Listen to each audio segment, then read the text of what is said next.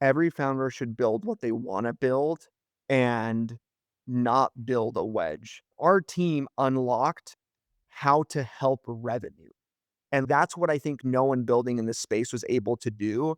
And it's because we had to build a Divvy version of parallel, meaning I never showed my department leader sheets. It was a PowerPoint every time. And that was like the rule because it's like if I show Sasha a marketing funnel in Excel, he's going to like doze off. He's not going to care. There is something around being inside of a company that's been successful in scaling that kind of shows you where things break and how to reframe things. For certain software, there's no such thing as a wedge. When we started trying to fix headcount for finance, it was like, well, we can't build the entire forecast. If I from day one said, hey, we're building an FP&A platform versus we're going to improve an FP&A platform, it would have dramatically changed our trajectory. We had an AI company that we were working with that the founder was only planning on hiring one rep leading into like their busy season. And so when he got into our product, he added 4 reps. Each of them crushed their quota. And at the end of the quarter, they were able to raise one of the biggest Series A in Utah history. In 3, 4 months, I think that you're going to see a stat published that says you have this higher likelihood of having a successful exit with Parallel. And here's the proof. Welcome to Tech Finance. I'm your host, Sasha Orloff, repeat founder and current CEO of Puzzle, and self-professed finance nerd. On this show, we dive into the pulse of B2B fintech, from newly funded startups transforming the office of the CFO to major industry shifts, deals, and partnerships that are reshaping how we think about finance. You'll hear the most important developments, essential analysis, and of course, AI innovations. This show is brought to you by Puzzle and the Turpentine Podcast Network. Let's dive in. All right. Welcome back to another exciting episode of Tech Finance by Turpentine, part of the Andreessen Horowitz Podcast Network. Now, this show is for founders and finance teams where we talk about what's happening in the future of finance and accounting and all the exciting stuff about the new startups in AI. So I'm Sasha, founder and CEO of Puzzle. And today, I'm thrilled to be joined by Renato Villanueva, who recently closed a round of funding for his new company, Parallel. Though I did get a swag hat. And for those of you just listening and not watching, it is a black hat that just says build, which is something as a founder I love. I've known Renato for a while. I'm continually impressed with him, and I'm excited to help share his story. All right. So, Renato, welcome to the podcast. Yeah, excited to be here. Excited to chat. All right. Let's kick this off. Tell us a little bit about your journey. What led you to start Parallel, and how did that idea come about? I think that the idea of being a founder started when I was an SDR almost like 8 years ago. I saw Ryan Smith. I worked at Qualtrics. And so I remember I was an SDR pounding the phones, and I remember hearing Ryan talk about the basement days. And it's not that it didn't seem hard because I knew there's a lot of work that went into it, but there was this like, oh, he just saw a problem and like was willing to build something around it. And so I felt like for me, it was like, hey, I just got to wait for the right problem to show up. And so after being an FP&A for 5 years, I was like, hey, I think I found a problem worth solving and a problem that maybe I might only be the person that sees the way to solve it the right way. And so I think it's a mix of 2 things. There's like being an SDR, looking at my CEO being like, oh, this doesn't seem that hard. And I'm learning that it's way hard, but also just like having been in finance for 5 years and been like, oh, I feel like I have a unique take. Well, I do think that the combination of sales and finance is like a really interesting background because you sort of like, you know what you want and what's missing, but you also like know how to go sell it along the way. But what was the moment in time where you were like, all right, I'm going to actually build this. I'm not going to work in finance. I'm not going to work in sales. I'm going to actually go start this. So there had to be a moment in which you were like, all right, it's time to just do it. So I was at one of my buddies who had just finished raising a round for his startup. It was called SACE. It was a mobile bank for Spanish speakers. And when I was there, one of the investors, they were in a room chatting and he's like, oh, what about you, Renato? Like, why aren't you a founder? Why aren't you building? I'm like, I will one day. And he's like, okay, why not right now? And I was like, well, I don't know. He's like, it's not that hard. And I think everyone keeps telling me it's not that hard. It's hard. But he was just like, well, he's like, what's something that Liars. you, for real? And he was just like, well, what's something that you hate about your job right now? Or like, what takes the most time? And so I was like, oh, there's like this one thing that I hate doing. He's like, great. Why don't you just go like build that one thing? So there was like a lot of events that week where he was like, yeah, just start thinking about that. Like, how would you build a business around that? How would you sell it? And put it in a deck. And so then the next day, I was at his office like at 4 in the afternoon and I was like, hey, I have a deck. And he was just like, okay, this is like one of the first times I've ever told someone to start something and they're at my office the next day with a deck. And so we started iterating on it. And then the next day, the CRO of Bill at the time was like, hey, he had just like overheard from someone on my team that I was thinking about starting something. So he pulled me into a room and he was like, oh, hey, like I heard you're riffing on an idea. And I was like, yeah, like I'm thinking about doing this. And he was like, hey, so when are you quitting? And I was like, oh, I think like once I get like X amount of funding or maybe once I get X amount of customers. And he like shook his head. He was like, oh, like you're not serious. Like you're not going to build this. And I was like, no, no, like I will. Like, I mean, it's been like 3 days. He's like, yeah, but like that shouldn't matter. And I was like, people like you never quit. And I was like, okay, you know what? Screw this. I went back to my desk where my direct report was, and I went up to him. I was like, hey, Eric, I need to put my 2-week notice in. He was like, what are you talking? Like, you showed me this crappy deck yesterday. You started talking about it to me today. He's like, what do you mean? Are you sure? Like, is your family going to be okay? And so I think it was just that moment of being challenged of like, hey, what's just like a pain that you have working on the deck?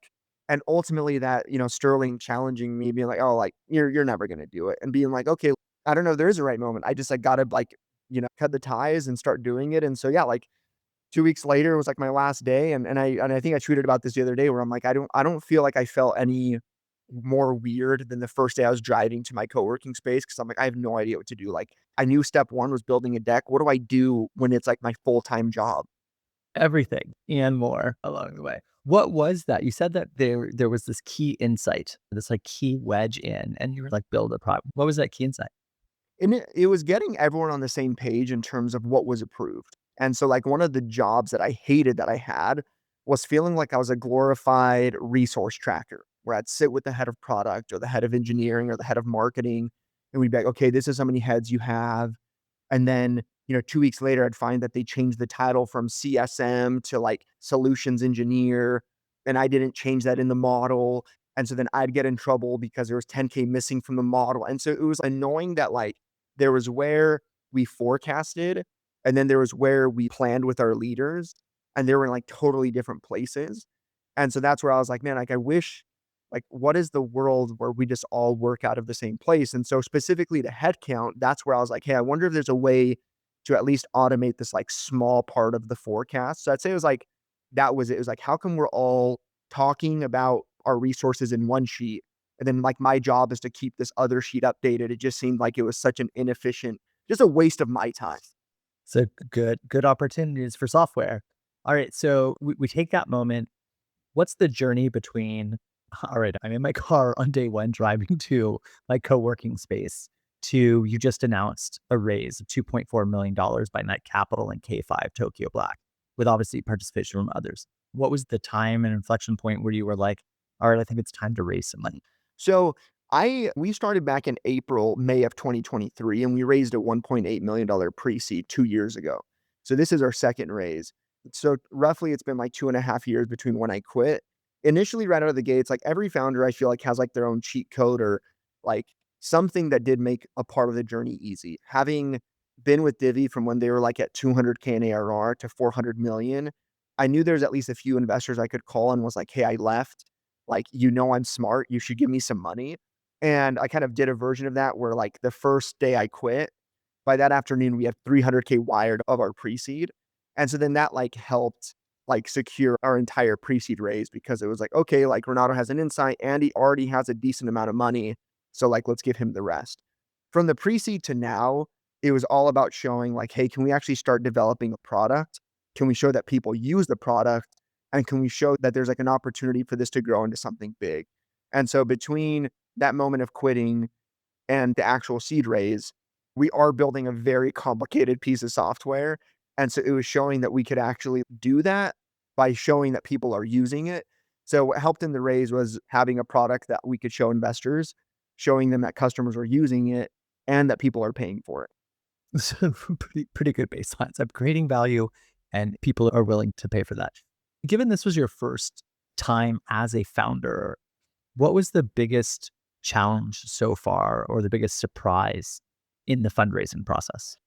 I think that I wish I would have known how much nurturing relationships matter because what I took as, hey, run a process, I took that as don't talk to investors until the minute you're raising. And on the flip side, you can be oversharing with investors in the hopes that one of them bites and in the hopes that one of them is excited and preempts the round. And so you kind of hear these things of like, hey, keep talking to them. And like the minute one person's interested, like they'll preempt it. And I think the biggest learning for me is like, find how you want to do it. And so I would hear someone that'd be like, don't talk to any investors. And I was like, great, not talking to any. And so I kind of like over indexed on that versus nurturing relationships. And so like even this seed raise, it was because we had nurtured a relationship with another founder who ended up being an angel who made an introduction to K5. And so like for us, like the biggest learning for me is investors just want to know that you're capable, like highly, highly capable. And so I think that nurturing the relationship is showing them that like you're making the pivots, you're learning, you're like humble but arrogant. So I think the biggest learning for me is I wish I would have spent more time building relationships in between my raise. Like it doesn't have to be your full-time focus, but like I wish I would have spent 5 to 10% of my time like having those coffee chats or having those interactions. Love it. Well, I mean, I think this is like something I'm learning about sales also is like not everybody is ready in the moment to buy. And sometimes the product isn't ready for that buyer in what they need. And so like keeping top of mind for when that moment comes is great. Let's actually dive into like what does Parallel actually do? So Parallel helps simplify decision making. So when a founder today has a question like, hey, I want to see how my runway changes if I hire a sales rep. I like it's super easy to say, oh, well, if I'm burning 200K today and I hire a sales rep and that sales rep is 120K a year, now I'm burning 210K. But there's all these other things that it means, right? Like, well, that AE is going to start closing business. Well, how long does it take for that rep to start closing business? How much business will that person close? And so all we do is we just make it really easy for founders to think about the decisions they want to make and know what impact it could have on their forecast and their financial. Why do you think this doesn't exist today? I think it doesn't exist today because like my experience at Divvy was by accident. So like I joined Divvy because as a corporate card, they were like required to have a finance team. But at the time, it made no sense for a Series A company to have a full-blown finance team. But our banking partners were like, we're going to lend you $100 million so that your customers can spend. We just like need to know that someone's there. So when I was at Divvy, it was one of those things that like, it was like stupid for them to hire us, but because we were required to be there, our approach to finance had to be totally different where it was like, hey, if we're not here to set a budget, if we're not here to make sure you don't overspend, what's our job? And so I learned that my job could be, oh, like if we don't care about how much we spend and if we don't care what budgets are, then I should actually just help my department leader spend their money in the best way possible. And the best way possible doesn't mean the least amount possible. It means the best amount possible. The best amount possible might be $10 million in a month, right? And so I think the reason why it doesn't exist is because few have experienced a finance team joining an early stage company and seeing just how drastically it can change their decision making. They've seen larger companies overspend. They've seen larger companies have layoffs. They've seen larger companies have these issues where they're like, okay, you need to have a forecasting tool where you can like lock down a budget, see what impact it's having. And so for me, it's like, I'm not trying to kind of restrict how much money founders spend. And I think that's why it doesn't exist yet is because a lot of times they're like, well, finance, they're just going to slow you down. My experience having been in finance at an early stage company was like, no, it actually like can be the reason why you hire 3 reps right now versus 6. One example of that is we had actually had an AI company that we were working with that the founder was only planning on hiring 1 rep leading into like their busy season. And so when he got into our product, he added 4 reps. Even if these guys close half of what they're expecting, and I have to like, it's not the best outcome, it still puts me in a way better position for my next fundraise. And so immediately he made the call. Each of them crushed their quota. And at the end of the quarter, they were able to raise one of the biggest Series A in Utah history. And so for me, it's like, that's why I don't think it exists yet, is because I think a lot of times founders think that finance is going to come tell them what they can't do versus I want to very much come tell a founder like, hey, don't hire 1. We might want to hire 4. And we've seen that happen with our customers. Hey, we'll get back to the conversation in a moment after a word from our sponsors. All right. One of my favorite tools that I use and we use is Notion. Notion is used by thousands of startups around the world as their connected workspace for everything from engineering specs to new hire onboarding to fundraising. Notion has a special offer for listeners.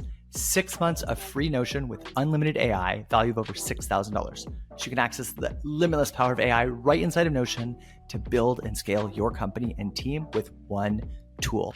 Get 6 months free of Notion with unlimited AI, along with custom templates when you apply for notion.com/startups/puzzle. Once again, that's notion.com/startups/puzzle.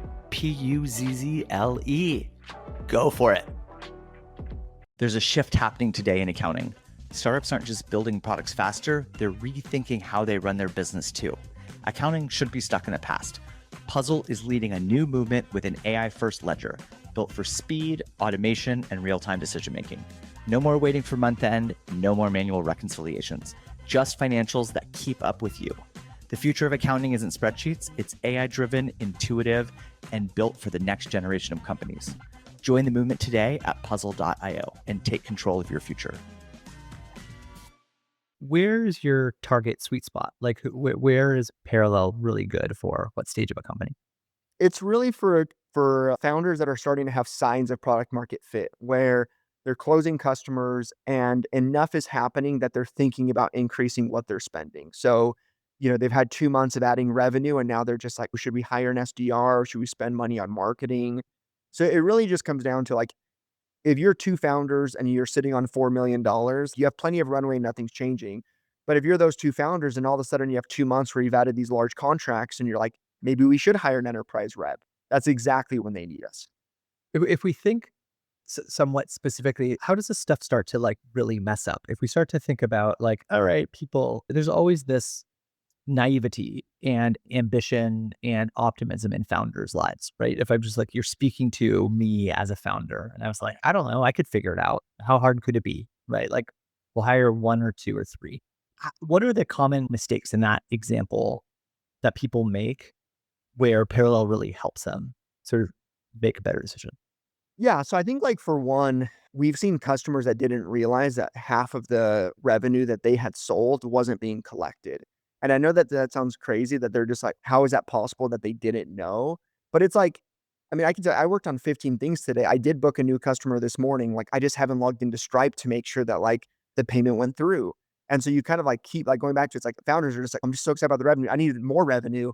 And so I think, like, the most common thing is just not understanding maybe where you're at. But I would say the second most thing is like, what they get wrong is just how much of an impact certain things can have.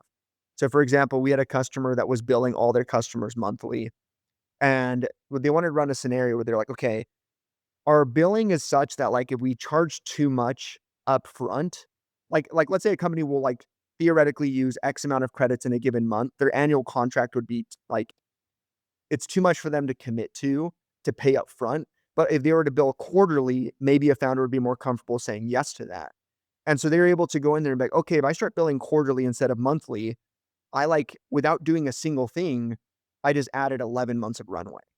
And so I would say like the thing that they get wrong is just knowing the impacts. Like most founders don't know how billing monthly versus quarterly versus annually could just dramatically change when they need to raise. Like that simple adjustment. Or like on quotas, right? It's like the most common thing that I see wrong is they assume that the minute they hire someone, they're going to have an uplift. So they're like, "Oh yeah, I'm hiring a rep.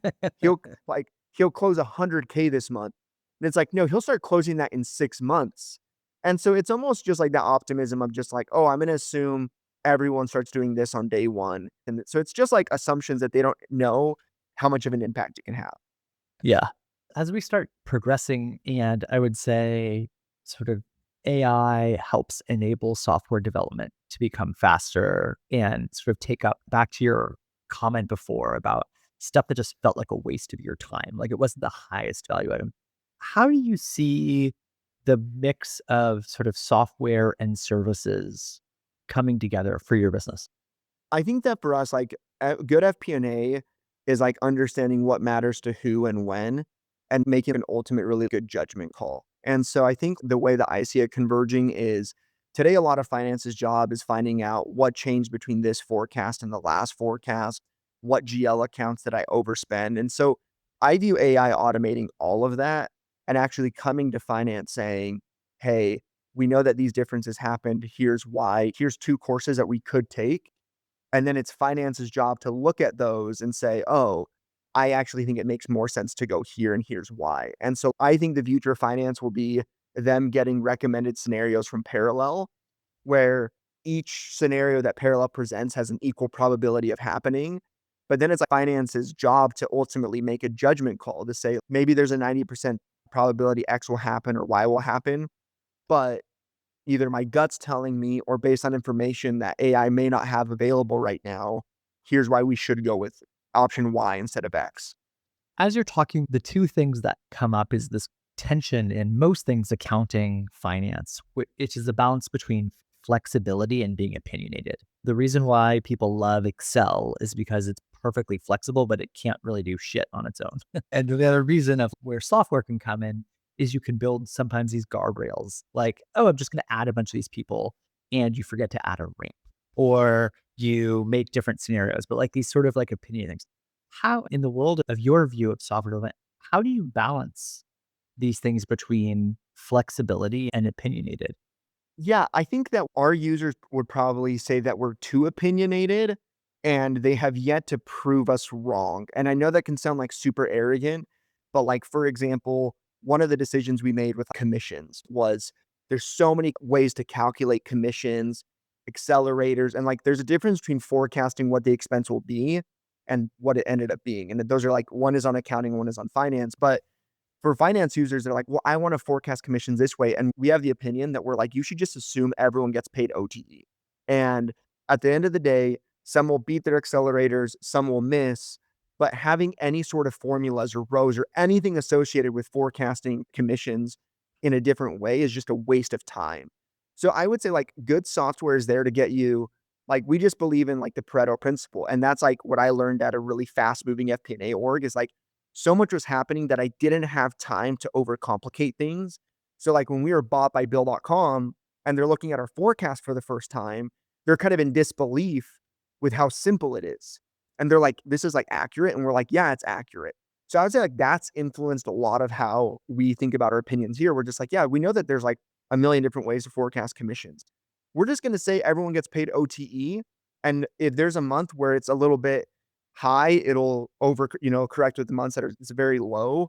But my goal is to keep finance out of the weeds so that they can focus on the judgment calls and on the growth rather than overthinking where something broke. I do see this complication similarly, like in accounting, where there's a lot of similarities where there's like 256 different ways are gap appropriate to calculate SaaS revenue. And like there's somebody out there for every of these 256. But like the overwhelming majority of people should just do a day of. You could do first of the month, you do estimates, like these things. It gets so bogged down in the nuances that now you're like, you spend so much time on these like little tiny things. You're like, I've now lost the value add because I'm so caught up in the process that I kind of forgot why I'm doing this. So I sort of like that. And I think it also helps early stage businesses where there's so much uncertainty that you're going to micro optimize something and you lose track of it. As I'm saying this, I'm setting up, I think, for the question of who should be using Parallel? Should the founders be starting themselves? Do you guys bring a finance team? Do you work with internal finance teams? Should Series Seed or A companies have an internal finance team? How do you think about that? So today, how it works is either a founder is using it, a chief of staff is using it, or we're using it on behalf of the customer. So our main core experience where you run different scenarios, we built that so that anyone could use it. It is very easy and straightforward. But the minute things start getting very complicated, like, oh, there's different billing cycles and I need to think through that, that's not an experience that a founder wants to have, but he knows that it matters. And so he might have a chief of staff that is the one thinking through that and modeling that. Or if that person isn't there yet, they might rely on our help to do it. And so, like today, I would say that if the business is simple enough, it's like the more that's working in a business, the more complex it gets. And the more complex it gets, the reality is like we're not trying to turn founders into finance. Like that's absolutely not what we're trying to do. But then like it does get to a point where like they do need that strategic help. And so today we do have customers where they want to get in, they want to run scenarios, but when they want to reconcile and think about, hey, our last cohort did not come in at 100% build monthly. It's actually 50 monthly and 50 annually. we don't want founders, and founders don't want to go in and make those adjustments. So they'll pay someone on our team to do it and to come back with some recommendations. So our product today is like, it's a product that finance will inherit or someone will inherit. Initially, it's the founder using it. If the chief of staff joins or a head of operations or COO, they'll use it.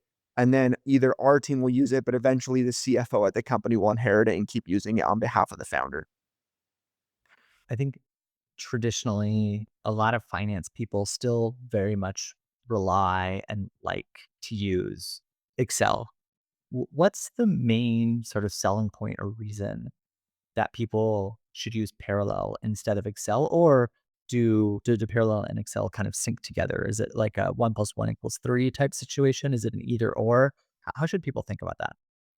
Yeah, I think this is where having an opinion matters a lot because you have companies like Veretto and Pigment and Planful where they've said, hey, we're getting you completely out of spreadsheets and it's war on spreadsheets. And then you have companies like Aleph and Vena who've said, hey, we're Excel native. We want you to do everything in Excel. And that's great.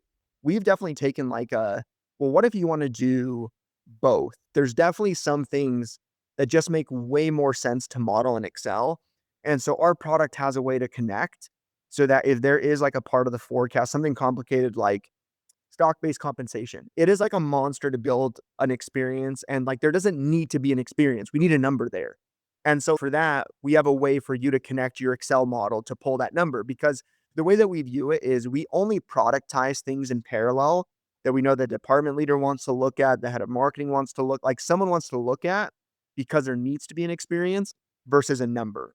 And so that's how we make product decisions today is we're like, is there a number that needs to be calculated here? Or is there an experience that needs to be calculated here? So if it's like depreciation, there's not an experience that's going to get someone excited.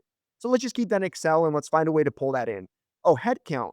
Well, all of a sudden it's like, man, if you have a way for me to like build capacity plans to where every time X happens, I get this higher. Well, now that's like a hiring manager experience that they want. That's a CRO experience that they want. So we just think, do you want a number? And if you have a number, we have a way to connect to Excel to pull that number. Or if what you want is an experience, then experience requires us building product. As we look back, I'm sure you looked at the history. There was a time, I don't know, maybe about 4 or 5 years ago, where FP&A software was like the hotspot. It felt like there was a new company announcing they were going to do planning and budgeting and FP&A software coming out in the market. And then it's sort of like, people got acquired by various other tools. Rex acquired Pry and Bill.com acquired Finmark. And there's all these like sort of ones that came along. What was the thing that made you say, like we saw this kind of surge, a bunch of acquisitions. Like, did you think about that at all? Did you look at the sort of tools in history before you decided to make the leap? So what's funny is there's two experiences that gave me the confidence to do this. The first one was when I was tasked to actually buy an FP&A tool for my FP&A team. So like there was a time where I accidentally didn't lock a cell. The next day we sent the board package out. Turns out our cash was off by 10 million. And it was just like, okay, Renato, like this can't happen again. It's like, well, if you don't want it to happen again, then it can't be in Excel. And so we looked at a variety of tools. At that time, the only like next gen tool was Adaptive Insights and Vena. Like horrible options, right? We tried to implement adaptive. I think after a year, we gave up and then just went back to Excel. Oh, I mean, I literally met with someone today that said all we use Adaptive for is to copy our model into it, lock it, and then pull in actuals and do comparison. But we don't do planning, we don't do budgeting, like nothing. Like we literally copy and paste into Adaptive. And I'm like, so you pay 75K a year for like just someone to lock a version down. But that's like the problem, right? Is like with Excel, we would have like saved a version and then we thought we locked it, but then it was like, oh, someone made a change 2 days ago, but this should have not had a change since April 2nd, you know?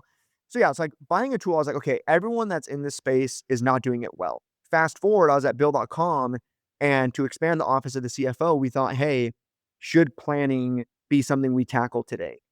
We looked at everyone and we made the decision to buy Finmark. On like my opinion or my recommendation was actually that no one had figured it out yet. And the reason I had that take was I felt everyone's still trying to compete with Excel.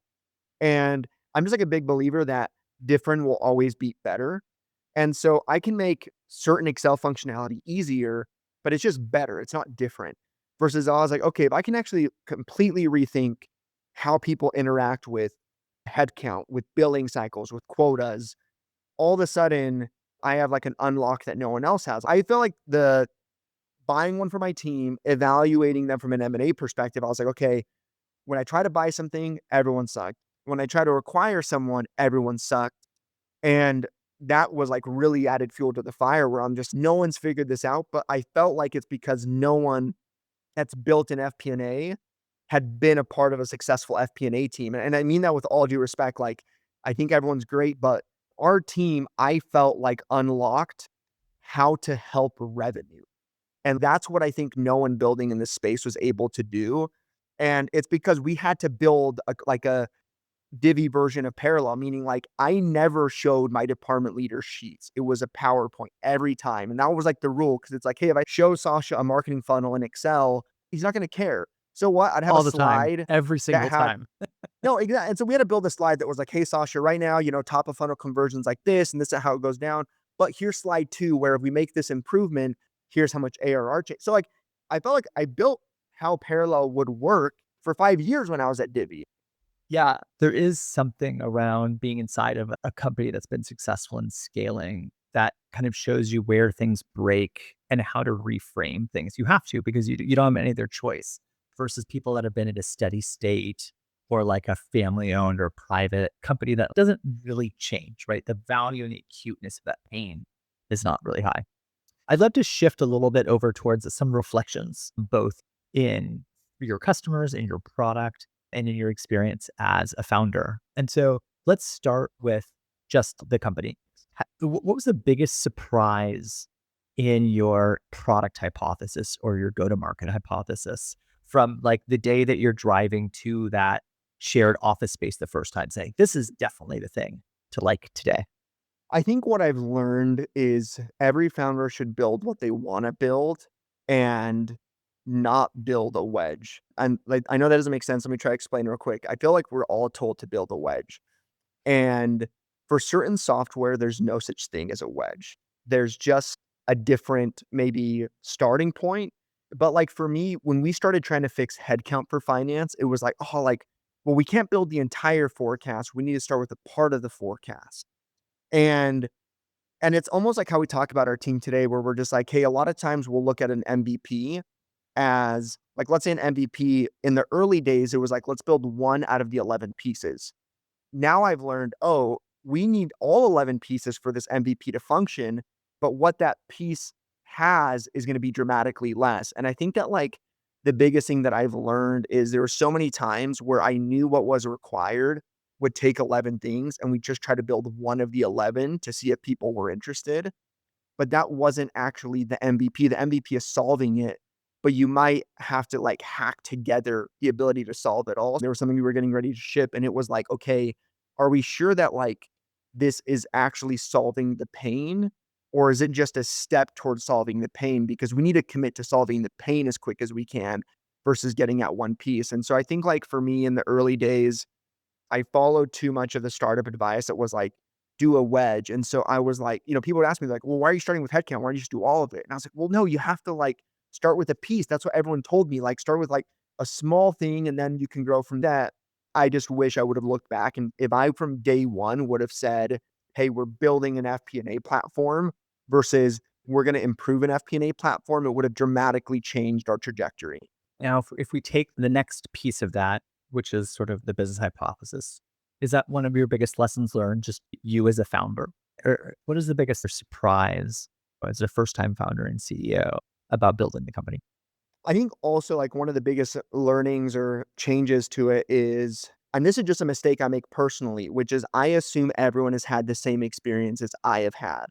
And so there's been a lot of times where like I talk to a finance leader and I assume that they have the same amount of influence that I had at Divvy. And so then like my tool works great if you have this much influence, but what happens if they only have this much influence? All of a sudden, the tool is useless because they don't have the influence to actually apply it. And I do this all the time with people where I'm like, oh yeah, why would you do X, right? Like you could just do Y. And they're like, yeah, Renato, like you're seeing it because of this, right? Like it's one of those things that, even being like an immigrant in the US, I have like my take on how hard or how easy it was to be. But also it's like, yeah, but you're an immigrant in Utah and that's different than having been an immigrant in Texas or New York or in Oklahoma. And so I think that like the biggest learning for me is when you're building for a customer, even though like you've experienced their pain, you have to ask yourself, like, what about my experience is going to skew this in a way that it might not be true for my user? And we think about this all the time. We're like, we have 4 customers complaining about something. It's almost just like, what about them would make this true for everyone, or is it just true for them? And I think that that's a question I just wish I would have asked way earlier when I'm selling, because I feel like then I would have been like, oh, okay, I felt like we spent so much time building, assuming everyone had my experience and influence. All right. As we start to wrap up, I want to talk about we take this moment in time today. What's the thing, if you look back from the founding day to today, that you're most proud of? And then what is the thing from this point going forward the next 12 to 18 months that you're most looking forward to? I think the thing I'm probably most proud of in the last 3 months, especially, is learning how to build a team and like learning how to bring the best out of a team. And I think that in the early days, I thought that bringing the best out of someone meant telling them what to do because I thought that thing was the best thing to do. And so if they did what I thought was the best thing to do, then they would have a win. And so for me, like in the last 3 months, the big unlock is just like learning to ask for help. Like I can ask my co-founder to build X, or I can say, hey, can you help me out with this onboarding? Because I'm booked back to back. Then all of a sudden he gets on it and he's just like, well, yeah, if you're on back to backs and this thing keeps happening, like, no wonder we're having X problems or Y problems. And so I think the most thing I'm proud of is like just learning to trust my team. And I feel like that is probably what I'm most proud of is I trust my team right now more than I ever have. And I think that that's like what I step back really excited about learning is I just feel like so many times I'm like, why don't they get that this is the right solution? And now I'm sitting here and I'm like, well, now that they experienced it, they're smart. They're going to come to the same realization that I did. And so I'm probably just like proud of our team, proud of how much I trust them and how much I rely on them. Because in the early days, I was just hoarding all the problems. Could we dive in a little deep on that? What specifically do you do differently that helps you trust your team or build your team? I think it's being honest with where I'm overwhelmed and like what's happening. Cause I think it's like context is everything. And sometimes it's hard to share all the context, but it's crazy how one experience can share more than 20 conversations. So it's like I can come to my co-founder and say, "Hey, I'm having this issue or having this issue."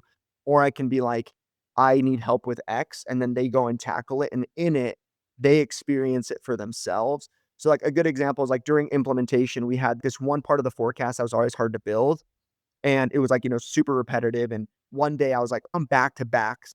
And I was like, okay, like I know it's like terrifying maybe to put like my CTO in an onboarding call, but let's do it. And so he gets on the onboarding call and he nails it, he kills it. And then after he's like, hey, Renato, do you do this every time you're on a call? And I'm like, yeah. Like, why do you think it takes us like 10 hours or whatever? And he was like, give me 2 hours and you'll never have to do that again. And I was like, okay. And then he did it. And so I feel like for me, that was a big aha because I'm like, oh, I can come to the table and say, we need to build X. What I frame in my mind is how can I make our team see the same customer reality every week? Because if we're all seeing the reality that our customers are seeing, we're going to want to build the same thing. We're going to want to focus on the same thing and we're going to feel the urgency around that thing. And so I feel like that's for me been like a huge focus. This clip right now is going to my entire team after this. I love that. All right, as we leave, tell me what you're most looking forward to over the next sort of 12 to 18 months. What's the next big milestone for Parallel? I think the thing I'm most excited about is just seeing how many more customers on our platform succeed. In the last 2 months, over $100 million has been raised by Series A raises, seed raises. And I think that just speaks to we help founders take big swings, and those big swings, the majority of the time, come to fruition. I've told my team, like for me, dream state would be when a founder comes to our platform or comes to our website, that front and center it says, you have an X% higher chance of hitting PMF or X% higher chance of faster growth by using Parallel. We're seeing a number internally. And so like in 3, 4 months, I think that you're going to see a stat published that says you have this higher likelihood of having a successful exit with Parallel. And here's the proof. Oh, I love that. Well, what a better way to end the podcast. Where can people learn more about you and where can people learn more about Parallel? So they can just reach out to me, Renato@getparallel.com. You can also just go to Get Parallel. And then I'm always posting just ideas and thoughts about forecasting and founders and startup growth on my X and LinkedIn. Awesome. Well, Renato, thanks for joining the podcast. I appreciate it. Yeah, of course. Thanks, Sasha. Cool. Bye. Thanks for listening to Tech Finance with Puzzle and Turpentine. If you got value from this episode, please share it with anybody building or funding the future of technology. And please leave us a review wherever you're listening and tell me about what you want to hear more of. If you're looking for accounting software you'll actually love to power your company, check out puzzle.io, the modern accounting platform for the AI era. Tech Finance is part of Turpentine, the awesome podcast network behind Econ 102 with Noah Smith, Turpentine VC, Complex Systems with Patrick McKenzie, and so many more.